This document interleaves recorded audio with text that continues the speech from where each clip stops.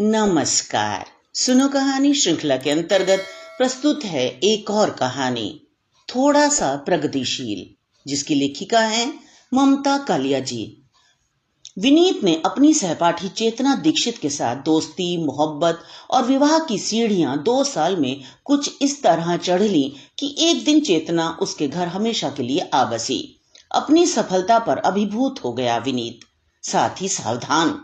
प्रेम का प्रथम ज्वार जरा धीमा पड़ा तो उसे सबसे पहले यह चिंता हुई कि जिस आसानी से उसने चेतना को पटा लिया, उतनी ही आसानी से कोई और ना उसे पटा ले। साल भर में चेतना की कमनीयता में कोई कमी नहीं आई, उल्टे उसमें इजाफा ही हुआ था। शोखी अब बातों के साथ साथ उसकी आंखों में भी उतर आई थी। दरअसल विनीत आजाद भारत के अधिसंख्य शिक्षित नवयुवकों जैसा ही था, थोड़ा थोड़ा सब कुछ, थोड़ा सा आधुनिक, थोड़ा सा पारंपरिक, थोड़ा सा प्रतिभावान, थोड़ा सा कुंद, थोड़ा सा चैतन्य, थोड़ा सा जड़, थोड़ा सा प्रगतिशील, थोड़ा सा पतनशील। सभी की तरह उसके सपनों की स्त्री वही हो सकती थी जो शिक्षित होकर दब कर रहे, आधुनिक हो लेकिन आज्ञाकारी, समझदार हो लेकिन अलग सोच विचार वाली न हो। विनीत देखता चेतना अपना पूरा दिन किसी न किसी बात या काम में मगन रहकर बिताती।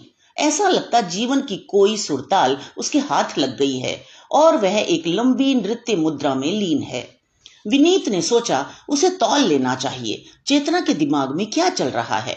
उसने बात कुछ इस तरह शुरू की, चेतू, तुम्हारे सिवा और किसी से बात करना मुझे बिल्कुल अच्छा नहीं लगता। उसके कान यह सुनने का इंतजार कर रहे थे कि चेतना कहेगी उसे भी विनीत के सिवा किसी और लड़के से बोलना गवारा नहीं। चेतना ने कहा, यह तो गंभीर समस्या है। कल को मेरे दोस्त घर आएंगे तो तुम क्या करोगे? मैं दूसरे कमरे में चला जाया करूंगा, उसने जल भुनकर जवाब दिया। देखो, मुझे तो सबसे बोलना अच्छा लगता है, बच्चों से, बड़ों से, यहां तक कि मैं किताबों और टीवी से भी बोल लेती हूँ। चेतना, दुनिया इस बीच बहुत खराब हो चली है। जब भी तुम किसी से बात करो, एक फासले से बोला करो। लोग लड़कियों के खुलेपन का गलत मतलब निकालते हैं। निकालने दो, यह उनकी समस्या है, मेरी नहीं। चेतना ने कंधे उचका दिए। मकान में नीचे के कमरे खाली पड़े थे। दरअसल यह विनीत के बाबा का बनाया हुआ मकान था। इसमें उन्होंने निचली मंजिल पर आंगन की बाहरी तरफ 4 कमरे इसलिए बनवाए थे कि उन्हें दुकानों के लिए किराए पर उठा दिया जाए। बाबा तो रहे नहीं, उनके नीति नियम भी उनके साथ ही विदा हुए। विनीत के माता पिता यहाँ रहते नहीं थे, उनकी नियुक्ति इन दिनों जम्मू में थी। विनीत को यह पसंद नहीं था कि घर का कोई भी हिस्सा किराए पर चढ़ाया जाए। वे 4 कमरे खाली पड़े थे। महीने में एक बार सफाई करवाने के लिए इनका ताला खोला जाता। घर की नौकरानी बड़बड़ाते हुए कमरों में झाड़ू लगाती। चेतना फौरन उसे 5 का नोट पकड़ा देती। इस साल दिसंबर में ठंड इतनी बढ़ी कि आकाश से सूरज और धरती से धूप उड़न छू हो गए। लोगों ने अपने कुल जमा गर्म कपड़े पहन लिए, लेकिन हर वक्त यही लगता जैसे हर अंग बर्फ में लिपटा हुआ है। ऐसी एक ठंडी शाम कॉफी हाउस से लौटते हुए विनीत और चेतना की नजर अपने रिक्शे वाले पर पड़ी। उसने एक सूती चादर ओढ़ रखी थी, लेकिन रिक्शा चलाने से वह बार बार उड़ रही थी। चादर के नीचे कमीज भी सूती थी। वे द्रवित हुए। विनीत ने कहा, घर में इतने पुराने गर्म कपड़े पड़े हैं, इसे 2-1 कपड़े दे दें? चेतना बोली, नीचे के कमरे में बड़े ट्रंक में होंगे। घर पहुंचकर चेतना ने रिक्शे वाले से कहा, रुको, तुम्हें स्वेटर देते हैं।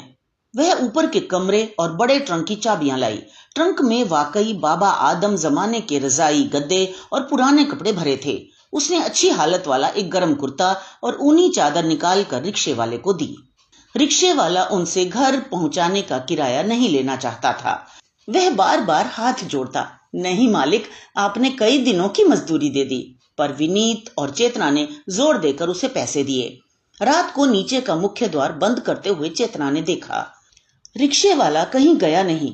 वह वहीं उनके घर के आगे रिक्शे में ऊनी चादर ओढ़कर गुडी मुड़ी हुआ पड़ा था। उसने विनीत को बताया। विनीत चिंतित हो गया, यह बर्फानी रात में अकड़कर मर जाएगा, देख लेना। चेतना ने सुझाया, विनीत, क्यों ना इसे नीचे के कमरे में रात काटने दें, सबके सब खाली तो पड़े हैं। विनीत ने नीचे आकर रिक्शे वाले को उठाया और कमरा दिखा दिया।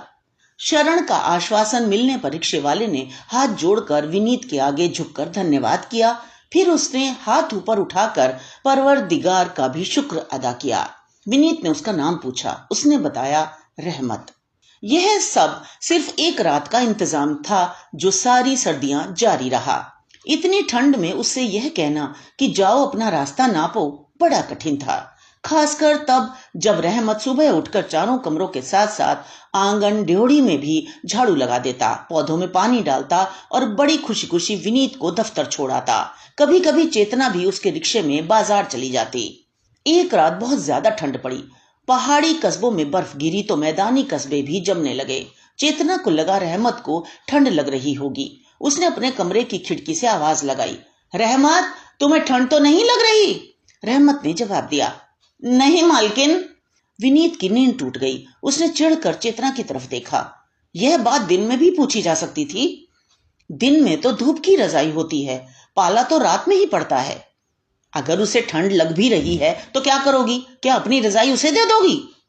तुम तो बात का बतंगड़ बना देते हो। वह ऐसा कहेगा ही नहीं। विनीत बड़बड़ाया। मेरी अच्छी भली नींद चौपट कर दी। दफ्तर की तरफ से स्कूटर खरीदने के लिए विनीत ने 6 महीने से अर्जी लगा रखी थी। उसमें यह सुविधा थी कि सरकारी कर्मचारियों को निर्धारित मूल्य पर 10% की रियायत मिल जाती और मांगने पर प्राविधिक खाते से पैसे निकालने की अनुमति भी। जिस दिन स्कूटर आवंटन की खबर आई, विनीत खुश हुआ। उसने शाम को घर पहुंचकर चेतना को बताया। चेतना के मुंह से तत्काल निकला, बेचारे रहमत का क्या होगा? इसका क्या मतलब? हमने क्या उसका ठेका ले रखा है?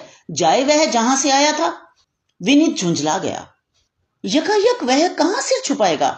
6 महीने से यहां टिका हुआ है। स्कूटर आने के बाद हम रिक्शे वाले का क्या करेंगे? हमने कोई सरकारी रैन बसेरा तो खोला नहीं है। इंसानियत भी कोई चीज होती है। चेतना बोले बिना नहीं रही। तुम उसकी इतनी फिक्र क्यों कर रही हो? तुम्हें वह क्या लगता है? मैंने सोचा था तुम स्कूटर की खबर से खुश होगी। खुश तो मैं हूं, पर एक गरीब का आसरा छीनेगा, यह बात खराब है। तो क्या करें? क्या हम एनजीओ खोलकर बैठ जाएं और अपने इलाके में सारे भूखे नंगों को शरण दें? इसके लिए बड़ा कलेजा चाहिए। हम तो एक अदद बेघर के सिर पर छत नहीं दे पा रहे, जबकि वह अपने पैरों पर खड़ा है। विनीत बहुत चिढ़ गया। उसे मन ही मन तय किया, आने दो आज रहमत को। उसे ऐसी झाड़ पिलाऊंगा कि खुद ही अपना बोरिया बिस्तरा उठाकर भाग जाएगा। यह चिढ़ केवल रिक्शे वाले तक सीमित न थी। छोटी छोटी बातों में विनीत को ढेर सा गुस्सा उमड़ता। कई बार वह अपने दफ्तर के दोस्तों को घर लाता। वे तय करते विनीत के घर बैठकर बियर वियर पीकर थोड़ा रिलैक्स हुआ जाए। बाकी साथियों के घर में एकांत का अभाव था। किसी के यहाँ माँ बाप की मौजूदगी तो किसी के घर में बच्चों की चिल्ल पौ आराम का माहौल न बनने देती। विनीत का घर इस मामले में निरापद था। इस तरह के कार्यक्रम के लिए सब खुशी से खर्च में हिस्सा बांटते। चेतना नमकीन और सलाद का इंतजाम कर देती, लेकिन नमकीन की प्लेटें रखने के साथ साथ वह खुद भी आ बैठती। विनीत किसी न किसी बहाने उसे उठाता रहता, नमक लाओ, नींबू लाओ, बर्फ लाओ। वह फौरन सामान उठाकर पुनः बैठ जाती। किसी तरह अपने गुस्से को जब्त कर विनीत रात में चेतना को समझाने की कोशिश करता।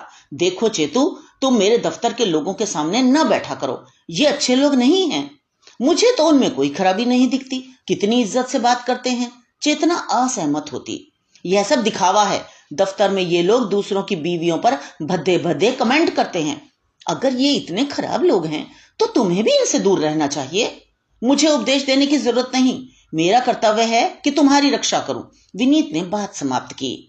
विनीत ने पाया बाजार में कितनी ऐसी दुकानें थीं जिनके दुकानदार चेतना से हंसकर बात करते, उसके कहने पर 2-4 रुपए की छूट भी दे देते। कुछ विक्रेता तो उसकी पसंद ऐसे समझते कि उसके बोलने से पहले उसकी मर्जी का सामान निकालकर काउंटर पर रख देते। विनीत ने एक दिन कहा, चेतू, तुम क्यों बाजार जाकर परेशान होती हो? ऑफिस से वापस आते हुए मैं ही ला दूंगा जो लाना हो। तुम सुबह लिस्ट बनाकर मेरी जेब में रख दिया करो। अपने प्रेमी पति को तकलीफ देना नहीं चाहती थी चेतना, लेकिन उसे अपनी आजादी भी प्रिय थी। अब वह बिना विनीत को बताए दोपहर में बाजार के लिए निकल पड़ती। कई बार बिना कुछ लिए लौट आती, पर बाहर निकलने का सुख अपनी जगह था। दुकानों में सजे सामानों का वह पत्र पत्रिकाओं में दिए गए सामानों से मिलान करती और मन ही मन तय करती कौन सी जगह पिछड़ी है तो कौन सी अधुनातन। घर में आने वाले अखबार और पत्रिकाओं की संख्या मजे की थी। क्योंकि दोनों पढ़ने के शौकीन थे। विनीत जहां हर पत्रिका एक बार पलटकर सरसरी तौर पर पढ़ता, चेतना उसे आद्योपांत पढ़ती। उनमें प्रकाशित लेख, कहानी, कविता पर विचार करती और अपनी सहेलियों से या विनीत से उन पर चर्चा करती। विनीत कहता, देखो, रचनाओं में तर्क से ज्यादा तन्मयता देखी जाती है। चेतना कहती, तर्क के बिना जीवन में कुछ भी स्वीकार नहीं किया जा सकता, साहित्य भी नहीं। सहेलियां समझाती, तुम क्यों सारा दिन माथापच्ची करती हो, कहानियों में झूठ ही झूठ होता है। चेतना अपनी सहमति और असहमति व्यक्त करने में जरा देर न लगाती। वह संपादकों को लंबे लंबे पत्र लिखती। जिन रचनाओं में लेखकों के फोन नंबर या पते दिए होते, वह उनसे भी संपर्क करने की कोशिश करती। ज्यादातर तो किसी का उत्तर नहीं आता, लेकिन हाँ, एक बार एक कहानी लेखक ने उसे जवाब दिया था। उसने बड़ी सादगी से चेतना के तर्क मान लिए और कहा, जहां तक मेरी बुद्धि की पहुंच थी, मैंने कहानी लिखी, आप मुझसे ज्यादा प्रखर हैं। पति पत्नी दोनों ने यह पत्र पढ़ा। दोनों की प्रतिक्रिया अलग थी। विनीत ने कहा, कितना बड़ा लेखक है और कितना विनम्र, उसने तुम्हारे आगे हथियार डाल दिए। चेतना बोली, गलत। विनीत, यह लेखक बड़ा चालाक है, उसने ऐसा लिखकर अपना पीछा छुड़ाया है।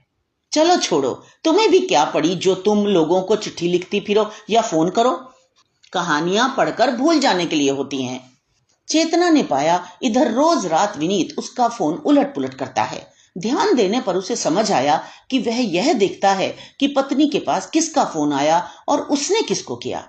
कितनी ओछी हरकत है, मैं तो इससे दफ्तर के हर मिनट का हिसाब नहीं लेती, उसे महसूस हुआ। चेतना का मन कुछ बुझ गया। उसे लगा जैसे उसके ऊपर एक अनदेखा कैमरा लगा हुआ है। उसने किताबों के बजाय कंप्यूटर में मन लगाना शुरू किया। यह क्या, चेतना को जैसे घर बैठे नई निराली दुनिया मिल गई। हर विषय पर इतनी जानकारी और इतनी विविधता। सत्य और तथ्य जानने की उसकी उत्कंठा अब कहीं संतुष्ट होने लगी। विनीत हैरान रह गया। वह जैसे ही कोई बात कहता, चेतना उसके 10 पहलू सामने रख देती। विनीत ने उसे नया नाम दे दिया, मिनीपीडिया। चेतना की प्रखरता से विनीत प्रभावित भी था और प्रताड़ित भी। उसे लगता जिंदगी की दौड़ में चेतना उसे बहुत पीछे छोड़ सकती है। फेसबुक पर चेतना के हजारों दोस्त बन गए।